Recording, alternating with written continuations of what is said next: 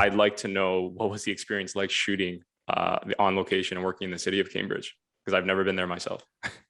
Oh, okay. Well, when I was writing this, I was living in Toronto, but I grew up in the same home my entire life in Cambridge.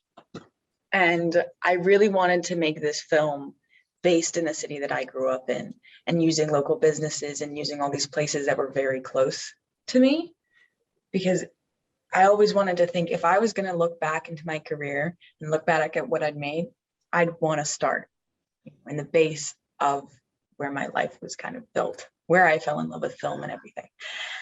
And I was lucky enough to use these locations. 13, which is a bar and restaurant. That's where the fire escape is located. Nice. I was able to use a music studio where I first fell in love, which was super crazy. I got to use the coffee shop that I used to work at, and I got to use my friend's apartment that I'd go to all the time, saying crazy stories of what's happened in my life. And it was so crazy because it was all in the same parking lot, first of all. Everything is like a circle. All these locations are in one parking lot. That's amazing. And to be able to talk to these local businesses and these people and be able to say, like, hey, I'm making this and I want it to be based in Cambridge and show people how beautiful the city is and get more attention. It was like, yes, let's do it. I'm so in. I'm down for your idea. Let's make it happen.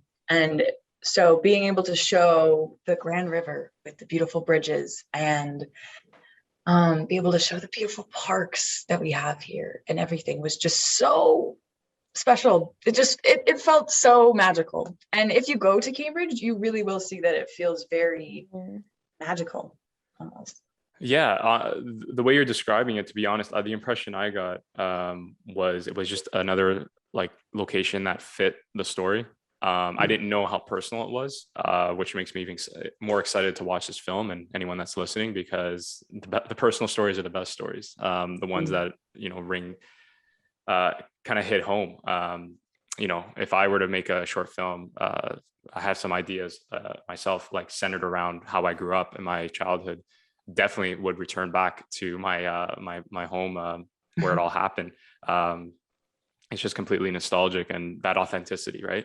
Just knowing that you were yourself, like you said, in that music studio, for instance, there in the flesh. So when you watch the film or when you're directing them, it's like, wow, it's surreal, right?